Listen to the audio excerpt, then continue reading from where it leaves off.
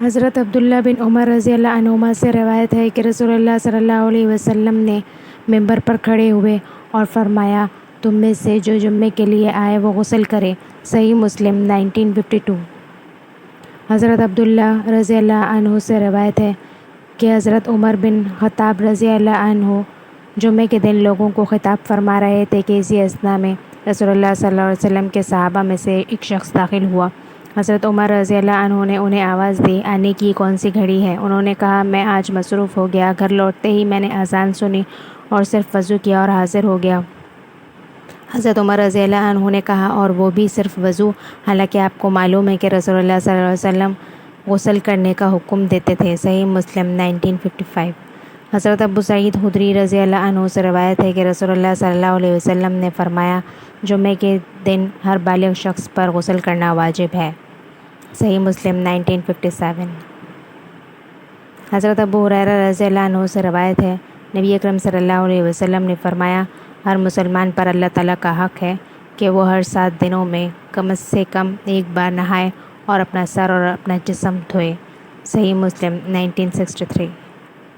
حضرت ابو ہریرہ رضی اللہ عنہ سے روایت ہے کہ رسول اللہ صلی اللہ علیہ وسلم نے فرمایا، جس نے جمعے کے دن غسل جنابت جیسا غسل کیا پھر مسجد چلا تو اس نے گویا ایک اونٹ قربان کیا، اور جو دوسری گھڑی میں گیا تو گویا اس نے گائے قربان کی، اور جو تیسری گھڑی میں گیا گویا اس نے سینگوں والا ایک مینڈا قربان کیا، اور جو چوتھی گھڑی میں گیا اس نے گویا ایک مرغ اللہ کے تقرب کے لیے پیش کیا، اور جو 5ویں گھڑی میں گیا اس نے گویا ایک انڈا تقرب کے لیے پیش کیا۔ اس کے بعد جب امام آ جاتا ہے تو فرشتے ذکر سنتے ہیں۔ صحیح مسلم 1964۔ حضرت ابو ہریرہ رضی اللہ عنہ سے روایت ہے، ابو القاسم صلی اللہ علیہ وسلم نے فرمایا، بے شک جمعے کے دن میں ایک گھڑی ہے، کوئی مسلمان بھی کھڑا نماز پڑھتے ہوئے اس کی موافقت کر لیتا ہے، اسے پا لیتا ہے اور اللہ تعالیٰ سے کسی خیر کا سوال کرتا ہے تو اللہ تعالیٰ اسے وہی خیر عطا کر دیتا ہے۔ اور آپ صلی اللہ علیہ وسلم نے ہاتھ سے اس کے قلیل اور کم ہونے کو بیان کیا۔ صحیح مسلم 1970۔ حضرت ابو ہریرہ رضی اللہ عنہ سے روایت ہے کہ نبی کریم صلی اللہ علیہ وسلم نے فرمایا، بہترین دن جس میں سورج نکلتا ہے جمعے کا ہے۔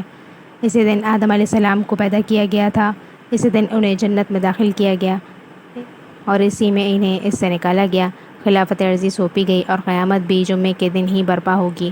صالح مومنوں کے لیے یہ انعام عظیم حاصل کرنے کا دن ہے۔ صحیح مسلم 1977۔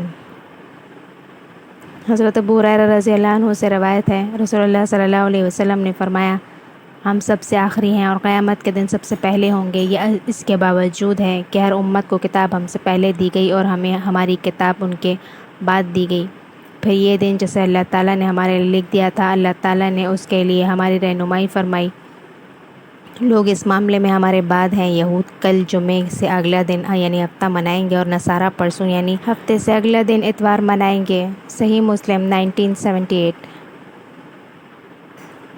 حضرت حذیفہ رضی اللہ عنہ سے روایت ہے، رسول اللہ صلی اللہ علیہ وسلم نے فرمایا، جو لوگ ہم میں سے پہلے تھے اللہ تعالیٰ نے انہیں جمعے کی راہ سے ہٹا دیا، اس لیے یہود کے لیے ہفتے کا دن ہو گیا اور نصارہ کے لیے اتوار کا دن۔ پھر اللہ تعالیٰ نے ہمیں اس دنیا میں لایا اور جمعے کے دن کی طرف ہماری رہنمائی فرما دی۔ اس نے جمعہ پھر ہفتہ پھر اتوار رکھا۔ جس طرح وہ عبادت کے دنوں میں ہم سے پیچھے ہیں، اسی طرح قیامت کے دن بھی وہ ہم سے پیچھے ہوں گے۔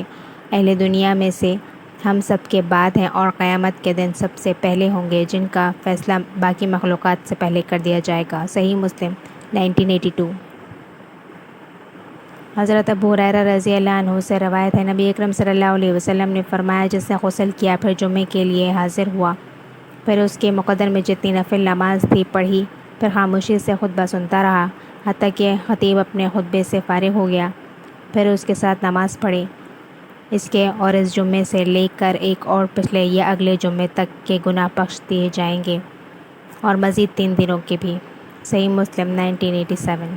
حضرت جابر بن عبداللہ رضی اللہ عنہما سے روایت ہے، رسول اللہ صلی اللہ علیہ وسلم جب خطبہ دیتے تو آپ کی آنکھیں سرخ ہو جاتی، آواز بلند ہو جاتی اور جلال کی کیفیت طاری ہو جاتی، حتیٰ کہ ایسا لگتا کہ جیسے آپ کسی لشکر سے ڈرا رہے ہیں۔ فرما رہے ہیں کہ وہ لشکر صبح یا شام تک تمہیں آ لے گا، اور فرماتے، میں اور قیامت اس طرح بھیجے گئے ہیں، اور آپ اپنی انگشت، شہادت اور درمیانی انگلی کو ملا کر دکھاتے اور فرماتے، حمد و صلوات کے بعد بلا شبہ بہترین حدیث کلام اللہ کی کتاب ہے اور زندگی کا بہترین طریقہ محمد صلی اللہ علیہ وسلم کا طریقہ زندگی ہے، اور دین میں بدترین کام وہ ہے جو خود نکالے گئے ہوں، اور ہر نیا نکالا ہوا کام گمراہی ہے۔ پھر فرماتے ہیں میں ہر مومن کے ساتھ خود اس کی نسبت زیادہ محبت اور شفقت رکھنے والا ہوں۔ جو کوئی مومن اپنے بعد مال چھوڑ گیا تو وہ اس کے اہل و عیال وارثوں کا ہے، اور جو مومن قرض یا بے سہارا اہل و عیال چھوڑ گیا اس قرض کو میری طرف لوٹایا جائے گا، اور اس کے کنبے کی پرورش میرے ذمہ ہے۔ صحیح مسلم 2005۔